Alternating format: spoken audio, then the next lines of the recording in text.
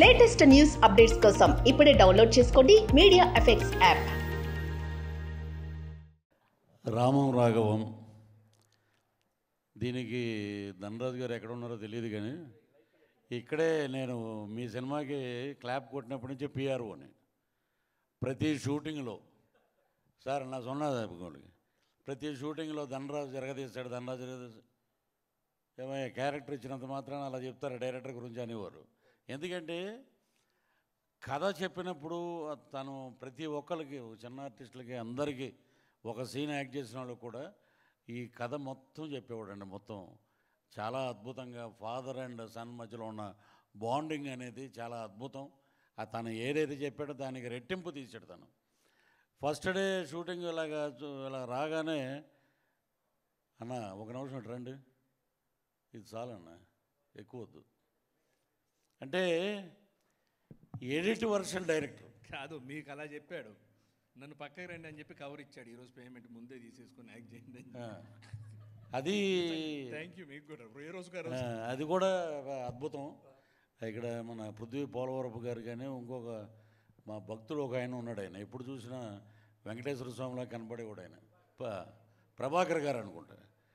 So వీళ్ళందరూ కలిసి అద్భుతంగా స్లేట్ అండ్ పెన్సిల్ స్టోరీస్ అని చెప్పి దాంట్లో ఒక మా సౌత్ ఇండియన్ లెజెండ్ అని చెప్తాం గర్వంగా. ఈ రోజున సముద్రకాని గారు, యశ్వరంగారావు గారు లేని లోటు తీరుస్తున్నారు.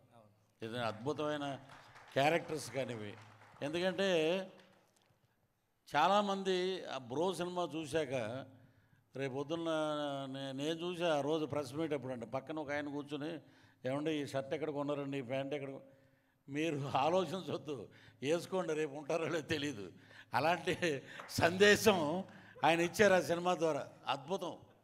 ఆ బ్రో సినిమాని చాలామంది ఫాలో అవుతున్నారండి. అది సో అంటే జీవితపు విలువలు, టైం లేదు, అసలు టైం లేదు అనే మాట అనొద్దు అని దాంట్లో చెప్పారు. దీంట్లో వచ్చేటప్పటికి father and son bonding. Samuthirakani గారు నా షూటింగ్ అయిపోయింది సార్, నేను బయలుదేరుతానంటే నేను అదే మూడ్లో ఉండేవారు ఆయన.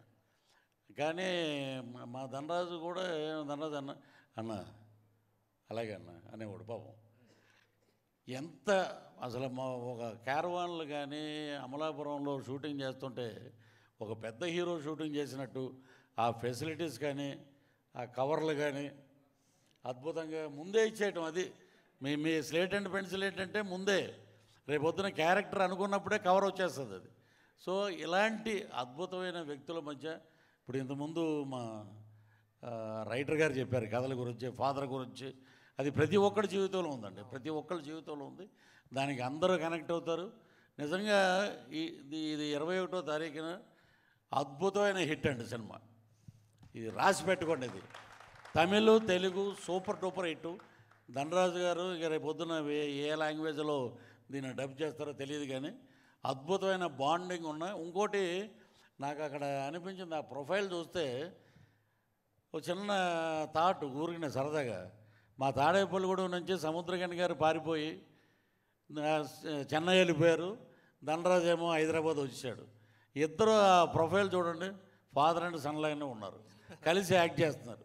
అంత బాండింగ్ వాళ్ళిద్దరూ. ఒక డైరెక్టర్గా కథ చెప్పడం కాదు, ఆయన యాక్సెప్ట్ చేయడం గొప్పతనం, అద్భుతం. సో ధనరాజుని ఇన్స్పిరేషన్గా తీసుకుని రేపు పొద్దున్న చాలామంది యువ దర్శకులు కథలు పట్టుకునే ప్రొడ్యూసర్ల దగ్గరికి వస్తారు. అంతకుముందు సురేష్ ప్రొడక్షను ఇక్కడ చెప్తే మనం సక్సెస్ అవుతాం అనుకున్నాం. ఇప్పుడు పృథ్వీ పోలవరపు గారి దగ్గరికి వస్తారు. అది మీ గురించే అంది. ఇంతకుముందు మీకు ఓ భాగ్యం ఉన్నాం, అదేంటనేది మీకు తెలుసు. అది ఆయన కూడా జై శ్రీమన్నారాయణలో ఉంటాడు, కానీ కథ చెప్పేటప్పుడు మటుకు ఇదండి మీ క్యారెక్టర్, ఇదిగోండి కవరు.